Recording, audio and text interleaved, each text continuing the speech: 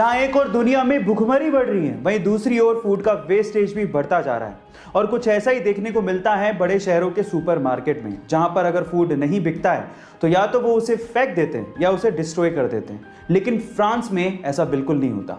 मैं आपकी जानकारी के लिए आपको बता दूं कि पूरी ही दुनिया में फ्रांस पहला ऐसा देश है जिसने फूड वेस्टेज को बैन कर दिया है। और 2018 में उन्होंने एक लॉ बनाया जिसके मुताबिक अगर सुपरमार्केट में कोई फूड बच जाता है तो सुपरमार्केट को वो फूड चैरिटीज को या एनजीओज को डोनेट करना पड़ेगा। अगर उन्होंने ये नहीं किया तो उन्हें 75,000 यूरोस का फाइन भरना पड़ सकता है या फिर उन्हें जेल भी हो सकती है। गाइस, क्या आपको भी लगता है कि हमारे देश में ऐसा कोई लॉ लागू करना चाहिए? चैट सेक्शन में लिखना मत भूलिएगा।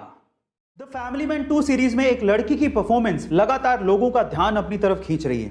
इस सीरीज में वो लड़की जिस कंपनी में काम करती है, उस कंपनी में उस लड़की का बॉस उससे लगातार छेड़छाड़ करते रहता है। ये लड़की जिस बस से घर जाती है, उसी बस में एक आदमी लगातार इस लड़की के साथ फिजिकल असोल्ट करते रहता है। इस लड़की को बहुत गुस्सा आता है, लेकिन ये लड़की कुछ कर नहीं पाती। लोगों को लगने लगता है कि एक अबला नारी है, बहुत कमजोर है, लेकिन जैसे ही लोग ये सोचते हैं, उनके विचारों पर होता है एक अटैक।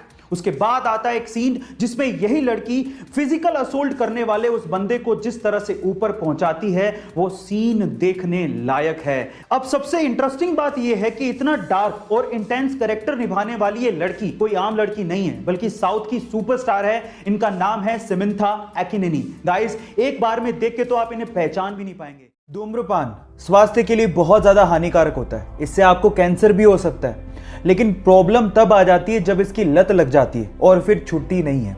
ऐसा ही कुछ हुआ तुर्की के इब्राहिम युकैल के साथ। वो अपनी सिगरेट पीने की आदत को छोड़ना चाहता था, लेकिन छोड़ नहीं पा रहा था। बहुत परेशान हो चुका था, तो उसने एक तरीका निकाला। उसने हेलमेट के जैसा अपने सिर के लिए एक केज बनवाया और जब भी वो ऑफिस जाता, उस केज को पहन के जाता और उस ताले की चाबी को अपने वाइफ को देके जाता। अब चाहकर भी वो सिगरेट नहीं पी पाता, क्योंकि उस केज की चाबी एक्चुअली उसके वाइफ के पास होती थी। इस तरह से उसने अपने एडिक्शन को कम कर लिया। लत छुड़वाने के इस अजीबोगरीब तरीके के लिए आप क्या कहेंगे? चैट सेक्शन में लिखना मत भूलिएगा। दुनिया के 4 अरबपतियों की 4 मोस्ट पावरफुल हैबिट्स में से हैबिट नंबर 3 मैंने ली है दुनिया के सबसे युवा अरबपति और फेसबुक, व्हाट्सएप और इंस्टाग्राम के ओनर मार्क जकरबर्ग से।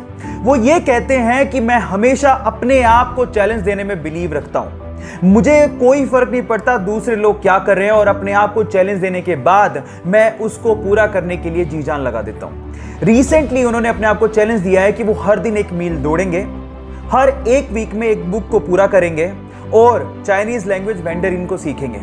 मेरा सवाल आपसे यह है कि आप में से कितने लोग अपने आप को चैलेंज देते हैं और उसे पूरा करने में अपना पूरा दम लगा देते हैं? डिलीवरी बॉय खाना ही तो देने आता है, वो कोई इंसान थोड़ी ना है, उसका कोई दिल थोड़ी ना होता है। अगर आप भी ऐसा सोचते हो तो इस वाक्य को ध्यान से सुनिए। एक बार एक डिलीवरी बॉय बारिश के अंदर सड़क पे खड़ा होकर रो रहा था। पता क्यों? क्योंकि वो खाना देने में बारिश की वजह से लेट हो गया। कस्टमर ने खाना ही नहीं लिया और ना ही पैसे दिए। उस खाने का बिल जानते कितना था?